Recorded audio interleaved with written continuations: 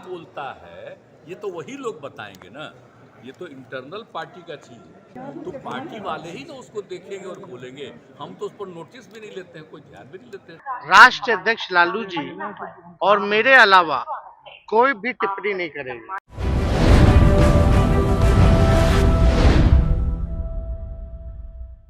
नमस्कार, प्रणाम। मैं हूं राघवेंद्र। स्वागत है आप सभी का इन खबर पे।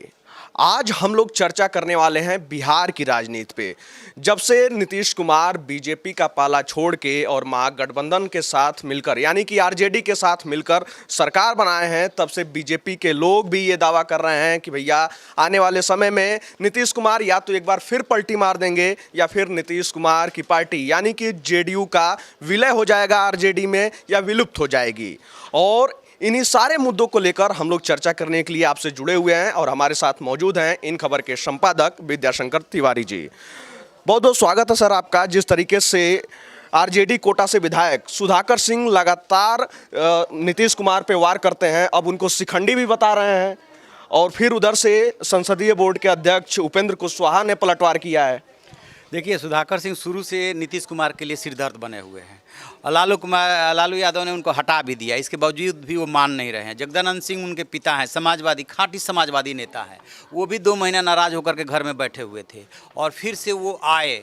जगदानंद सिंह उसी पटना में हैं, वहीं पे सुधाकर सिंह बयान दे रहे हैं। लालू यादव उनको समझा चुके हैं, इसके बावजूद वो नहीं मान रहे हैं। इसका मैसेज साफ है कि सुधाकर सिंह बागी हो चुके हैं। सुधाकर सिंह वो नेता हैं जिनको हराने के लिए उनके पिता ही एक बार लग गए थे और वो हार गए थे। यानी कि वो पहली बार ऐसा बयान नहीं दे रहे हैं, ऐसा वो करते रहे हैं। तेजस्वी यादव से इसको लेकर के पूछा गया था तो तेजस्वी यादव साफ उनका इशारा यही था कि जब आरजेडी के अधिवेशन में ये बात तय हो गई कि लालू प्रसाद यादव और तेजस्वी यादव के अलावा महागठबंधन को लेकर के कोई नहीं बोलेगा, फिर सुधाकर सिंह कैसे बोल रहे हैं, बीजेपी के नीतियों का समर्थन कर रहे हैं। यहीं पे वो पेंच है। क्या सुधाकर सिंह बीजेपी के नज़दीक आ गए हैं? क्या बीजेपी सुधाकर सिंह पे डोरे डाल रही है? क्या आरजेडी और जेडीयू के विधायकों को बीजेपी तोड़ने में लगी हुई है? ये कह करके तेजस्वी यादव क्या कहना चाहते हैं? साथ में उन्होंने ये भी जोड़ा है कि लालू प्रसाद यादव के संज्ञान में ये मामला पहले से है, उनकी तबीयत खराब है, सबको पता है कि किडनी ट्रांसप्लांट हुई है। इसके बावजूद उनको जो नया डेवलपमेंट हुआ है वो भी बताया जाएगा और जल्दी ही इस पर कुछ न कुछ किया जाएगा, ये संकेत उन्होंने दिया है। उधर सुधाकर सिंह जब मंत्री पद से इस्तीफा दिए थे तो उसके पीछे भी नीतीश कुमार से उनकी नाराजगी को बताया जा रहा था। स्वाभाविक सी बात है, नीतीश कुमार से आज से उनकी नाराज़गी नहीं है, बहुत पहले से है। दरअसल नीतीश कुमार के लिए उन्होंने शिखंडी शब्द का इस्तेमाल किया है और कुछ प्रसंग ऐसा था कि किस रूप में नीतीश कुमार को याद किया जाएगा, कैसे सीएम के रूप में याद किया जाएगा, तो उसका सुधाकर सिंह ने ये जवाब दिया है कि कर्पूरी ठाकुर तो नहीं है, वो कृष्ण बाबू भी नहीं है, वो लालू प्रसाद यादव भी वो नहीं है। लालू प्रसाद यादव को किस हिसाब से उन्होंने जोड़ लिया ये तो वही बेहतर जान सकते हैं, चूँकि आरजेडी के वो चीफ हैं और आरजेडी के वो विधायक है, इसलिए शायद उन्होंने इसे जोड़ लिया। और ये कह रहे हैं कि मैं कभी अपने बयान से पलटता नहीं हूँ, फेसबुक पे ये बयान हमारा है और रहेगा, कोई मुझे पलटवा नहीं सकता है उसको। और उसका एक स्पष्टीकरण भी दे रहे हैं कि नीतीश कुमार के लिए बिल्कुल मैंने सही शब्दों का इस्तेमाल किया है। कैसे नीतीश कुमार कैसे शिखंडी हैं? तो वो कह रहे हैं कि महाभारत में जब लगा कि भीष्म पितामह को कोई नहीं डिगा पाएगा, तब जाकर के सोची समझी रणनीति के तहत शिखंडी को आगे किया गया था और भीष्म पितामह को मारा गया था। वैसे ही नीतीश कुमार को शिखंडी के रूप में किधर इशारा कर रहे हैं? बीजेपी के तरफ इशारा कर रहे हैं आगे करके, और यहाँ पे सरकार बनाई गई। तो मैं क्या गलत बोल रहा हूँ? ये नीतीश कुमार के लिए तो सही शब्द का इस्तेमाल कर रहा हूँ। तो एकदम उनका क्लियर कट कंसेप्ट है कि जो भी कहा सही कहा। अब तेजस्वी और लालू प्रसाद यादव पे है कि वो क्या एक्शन लेते हैं, ले भी पाते हैं कि नहीं ले पाते हैं। एक बात तो है, बात सिर्फ सुधाकर सिंह की नहीं है। जब से यानी कि 15 अगस्त की ये घटना है, 15 अगस्त के आसपास की, जब से ये पाला बदल करके उधर गए हैं, कंफर्टेबल फील नहीं कर रहे हैं। एक तरफ तो विपक्ष को एक करना है और विपक्ष को एक करने का मतलब मेढक को तोलना। तो क्या नीतीश कुमार पूरे देश के मेढकों को तोल पाएंगे? ये मुश्किल काम है। इसीलिए उन्होंने पीएम पद की दावेदारी से अपने को पीछे कर लिया और कहा कि मैं तो सिर्फ विपक्ष के एका के लिए निकला हूँ। लेकिन नीतीश कुमार की एक और खास आदत है जिसके लिए लालू प्रसाद यादव कहते हैं कि चिपकू राम है।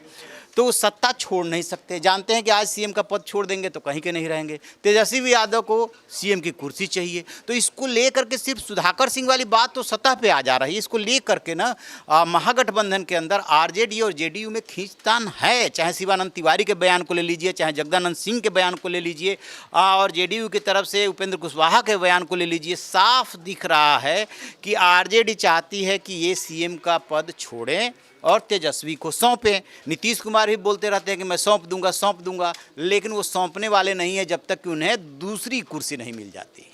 आपने पद की बात की तो बहुत सारे लोग चुनावी रणनीतिकार प्रशांत किशोर हो या फिर आरजेडी के कई सारे नेता हों, वो ये लोग कह रहे हैं कि भैया 2025 के हों, उससे पहले ही आप सीएम की कुर्सी सौंप दीजिए। वो सवाल जो उठा रहे हैं प्रशांत किशोर एकदम सही उठा रहे हैं। मुख्यमंत्री रहेंगे 2025 तक आप रहेंगे और 2025 में नेतृत्व दे दिया जाएगा चुनाव लड़ने का जो है तेजस्वी यादव को। तो आपके कामकाज पे चुनाव होगा कि उनके कामकाज पे चुनाव होगा? क्या कहना चाहते हो? वो ये कह रहे हैं कि आपको यदि मुख्यमंत्री की कुर्सी सौंपनी है तो तेजस्वी को पहले सौंप दीजिए ना, उनको अपने हिसाब से करने दीजिए ना, तभी तो लोगों के बीच में जा करके वोट मांगने लायक रहेंगे कि देखिए मुझे 2.5 साल का मौका मिला, 2 साल का मौका मिला, मैंने ये काम किया, फिर से आपके बीच में आया हूँ, आप हमें वोट कीजिए। लेकिन नहीं, नीतीश कुमार और उनकी पार्टी की होशियारी इसमें है कि हम 2025 तक सीएम रहेंगे, 2024 में लोकसभा चुनाव का परिणाम क्या होगा ये देखेंगे। इतनी आसानी से सत्ता कैसे छोड़ दें?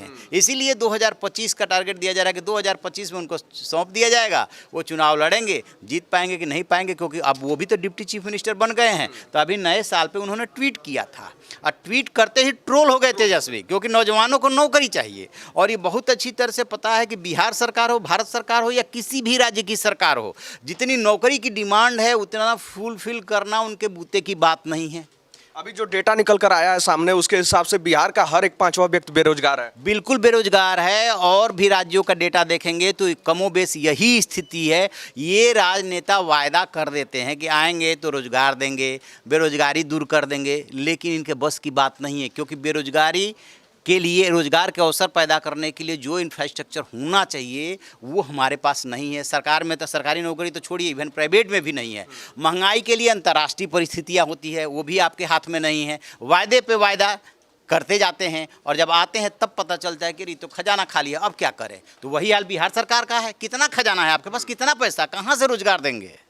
अभी आपने उपेंद्र कुशवाहा की बात की थी, तो उपेंद्र कुशवाहा तो तेजस्वी यादव को जंगल राज का भी याद दिला दे रहे हैं।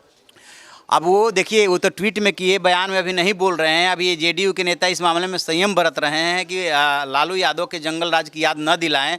सुधाकर सिंह ने जब 3 मुख्यमंत्रियों को जोड़ा तो उसमें लालू यादव को भी जोड़ लिया। अब इससे जेडीयू को और ज़्यादा चिढ़ हो गई है कि जो लालू प्रसाद यादव जंगल राज के लिए जाने जाते हैं, उनको तो आप कर्पूरी ठाकुर के लाइन में ले आकर के खड़ा कर रहे हैं। और जिस नीतीश कुमार ने जो है जंगल राज को ख़त्म किया था, अपनी पहली पारी नीतीश कुमार ने, इसमें कोई दो राय नहीं, बहुत अच्छी खेली थी। सुशासन बाबू गए थे, बिहार से पलायन रोका था, बाद के दिनों में वो बदनाम होते चले गए। तो उस क्यू में आपने लालू को तो रख दिया, लेकिन नीतीश कुमार को कह रहे हैं कि ये शिखंडी है। तो क्यों नहीं? इससे तो एकदम साफ साफ खटास दिख रही है। आज नीतीश से भी ये पूछा गया था, तो नीतीश ने अपने अंदाज में कहा कि ये जिस पार्टी के वो विधायक है उसका देखना काम है। यानी कि उन्होंने आरजेडी से साफ साफ संकेतों में कह दिया कि एक्शन लीजिए, नहीं तो खटास ये बढ़ेगी, दरार ये बढ़ेगी। तो भैया, खटास ये बढ़ेगी, दरार ये बढ़ेगी, और बीजेपी तो यही चाहती है कि इधर खटास बढ़े तो हम इधर मिठास बढ़ा लें। लेकिन अब नीतीश कुमार को भी अपनी कुर्सी प्यारी है, तो कुर्सी ये प्यारी कब तक रहती है? 2024 का लोकसभा चुनाव है और वो चुनाव ही डिसाइड करेगा कि ये महागठबंधन कब तक चलता है। और अभी जो फिलहाल स्थिति बनकर आ रही है, ऐसा ही लग रहा है कि ये लोग ऐसे ही राजनीतिक लड़ाई चलती रहेगी, इसमें कुछ अभी होने वाला नहीं है। देखिए, अभी तो तत्काल नहीं होगा, लेकिन ऐसा कुछ भी नहीं कह सकते। नीतीश कुमार के बारे में कोई प्रिडिक्ट नहीं कर सकता। और जैसा कि प्रशांत किशोर कह चुके हैं कि आप अलग हो गए बीजेपी से, और यहाँ हरिवंश बाबू राज्यसभा में उपसभापति बने हुए हैं, तो क्या पर्दे के पीछे से नीतीश कुमार अभी भी साध के चल रहे हैं बीजेपी को? क्योंकि 2024 से पहले कुछ हो जाए तो इसे बड़ी बात नहीं कह सकते। और बीजेपी भी शांत नहीं बैठी है, पर्दे के पीछे से जेडीयू आरजेडी विधायकों के संपर्क में है, ये मान के चलिए। तो भैया, आपने जाना कि पर्दे के पीछे से जेडीयू के विधायक बीजेपी के संपर्क में हैं ही, और उससे पहले अगर कोई खेला हो जाता है तो ये कोई चौंकाने वाली बात नहीं होगी। फिलहाल बिहार की राजनीति में यही चल रहा है, लेकिन जैसे ही कुछ नया अपडेट निकल कर आएगा आपके साथ जरूर साझा किया जाएगा। फिलहाल इस खबर में इतना ही। देश दुनिया से जुड़े तमाम खबर को देखने के लिए आप सब जुड़े रहें इन खबर के साथ। तब तक के लिए नमस्कार। नमस्कार।